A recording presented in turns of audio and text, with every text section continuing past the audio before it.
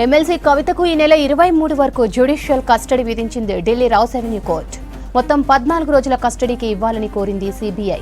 అయితే 9 రోజుల జ్యుడిషియల్ కస్టడీకి ఇచ్చింది ట్రయల్ కోర్టు. దీంతో ఆమెను తిరిగి తీహార్ జైలుకు తరలిస్తున్నారు అధికారులు.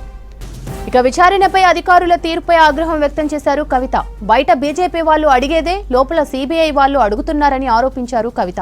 2 ఏళ్లుగా అడిగిందే అడుగుతున్నారని అసహనం వ్యక్తం చేశారు. ఇది సిబిఐ కస్టడీ కాదు, బీజేపీ కస్టడీ అని విమర్శించారు. ఎమ్మెల్సీ కవితకు ఈ నెల 23 వరకు జ్యుడిషియల్ కస్టడీ విధించింది ఢిల్లీ రౌస్ అవెన్యూ కోర్టు. మొత్తం 14 రోజుల కస్టడీకి ఇవ్వాలని కోరింది సిబిఐ. అయితే 9 రోజుల జ్యుడిషియల్ కస్టడీకి ఇచ్చింది ట్రయల్ కోర్టు. దీంతో ఆమెను తిరిగి తీహార్ జైలుకు తరలిస్తున్నారు అధికారులు.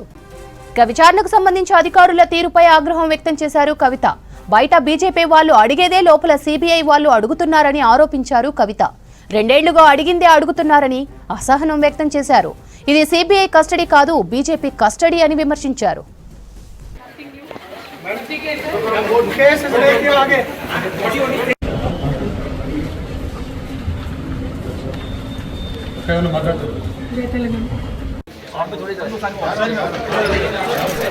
సిబిఐ కస్టడీ కాదు, బీజేపీ కస్టడీ.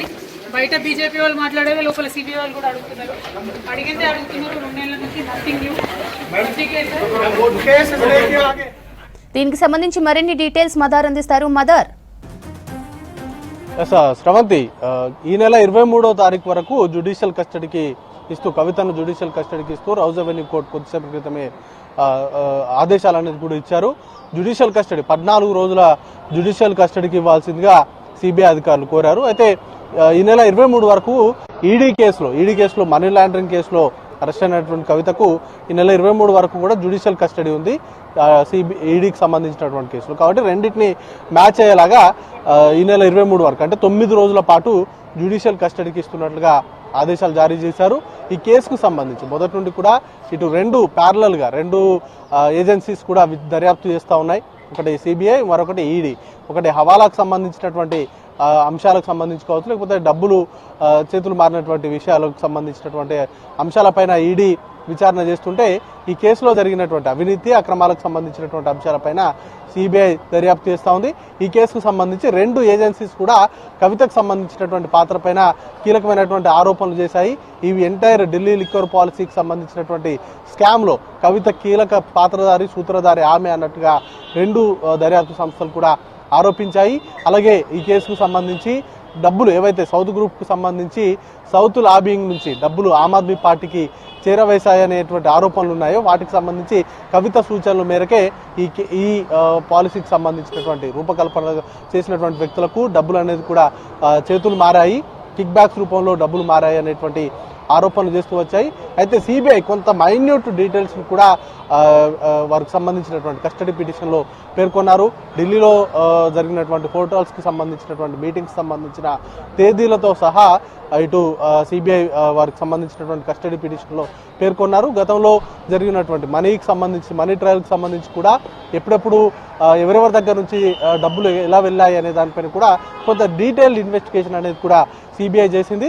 ఒకటి ఇటు అభిషేక్ బోయిన్పల్లి సూచనల మేరకు కవిత పిఏగా ఉన్నటువంటి అశోక్ కౌశిక్ పెద్ద మొత్తంలో డబ్బులను ఆమ్ ఆద్మీ పార్టీకి సంబంధించిన కీలక నేతలకు అందజేశారు అనేది ఒక ఆరోపణ. అయితే శరత్ చంద్రారెడ్డి దగ్గర నుంచి 25 కోట్ల రూపాయలు కవిత డిమాండ్ చేశారు. ఆయన ఇవ్వనని చెప్పినందుకు ఆయన బెదిరింపులకు పాల్పడ్డారు అనేది మరొకమైనటువంటి కీలకమైన ఆరోపణ. దాంతోపాటు శరత్ చంద్రారెడ్డికి సంబంధించినటువంటి కంపెనీల దగ్గర నుంచి సిఎస్ఆర్ నిధుల కింద కవిత జాగృతికి నిధులు వచ్చాయనేది మరొక ఆరోపణ. వీటితో పాటు ఎంటైర్ ఢిల్లీ లిక్కర్ పాలసీకి సంబంధించి ఇండో స్పిరిట్లో బుచ్చిబాబు ఇచ్చినటువంటి స్టేట్మెంట్లకు సంబంధించి కవితకు సంబంధించి ప్రాక్సీగా అరుణ్ రామచంద్ర పిల్లై ఉన్నారు. ఆయన త్రూ 33% వాటాను ఇండో స్పిరిట్లో కవిత కలిగి ఉన్నారు అనేది మరొకమైనటువంటి ఆరోపణ. వీటన్నింటికి సంబంధించినటువంటి సాక్ష్యాధారాలు కావచ్చు, లేకపోతే గతంలో వీరు వాట్సాప్లో చేసినటువంటి చాటింగ్లకు సంబంధించినటువంటి అంశాలను సిబిఐ కోర్టుకు అందజేసింది. ఇక ఈ కేసుకు సంబంధించి గతంలోనే కవిత పైన ఆరోపణలు చేశారు. కవిత ఈ విచారణకు సహకరించట్లేదు అనేది ప్రధానమైనటువంటి ఆరోపణ. 2 సార్లు క్వశ్చన్ చేసినప్పటికీ 2 సార్లు కూడా కవిత సమాధానాలు దాటవేసే విధంగానో లేకపోతే తప్పించుకునేలాగానో సమాధానాలు చెప్తున్నారు అనేది ప్రధానమైనటువంటి ఆరోపణ. దాంతో భాగంగానే ఒక 5 రోజుల జ్యుడిషియల్ కస్టడీకి సిబిఐ కస్టడీకి ఇవ్వాల్సిందిగా మొన్న 12వ తారీఖున కోర్టును కోరారు. 2 రోజుల పాటు శని ఆదివారాలు విచారించేందుకు కోర్టు అనుమతితోటి సిబిఐ కస్టడీలోకి తీసుకుంది. ఈ రోజుతోటి కవితకు సంబంధించినటువంటి కస్టడీ ముగియడంతో కవితను కోర్టు ముందు ప్రొడ్యూస్ చేశారు. కోర్టు ముందు ప్రొడ్యూస్ చేసి జ్యుడిషియల్ కస్టడీకి పంపించాల్సిందిగా సిబిఐకి సంబంధించినటువంటి అధికారులు కోరారు. అయితే సిబిఐ కోరినటువంటి జ్యుడిషియల్ కస్టడీని కవిత తరపు న్యాయవాదులు వ్యతిరేకించారు. వారు అడగాల్సినవన్నీ అడిగారు. వారికి సంబంధించినటువంటి విచారణకు సంబంధించినటువంటి ప్రక్రియ ముగిసింది కాబట్టి జ్యుడిషియల్ కస్టడీకి ఇవ్వాల్సినటువంటి అవసరం లేదనేటువంటి వాదనలు వినిపించారు. అయినప్పటికీ కూడా ట్రయల్ కోర్టు కవితను జ్యుడిషియల్ కస్టడీకి అయితే ప్రస్తుతానికైతే ఇచ్చారు.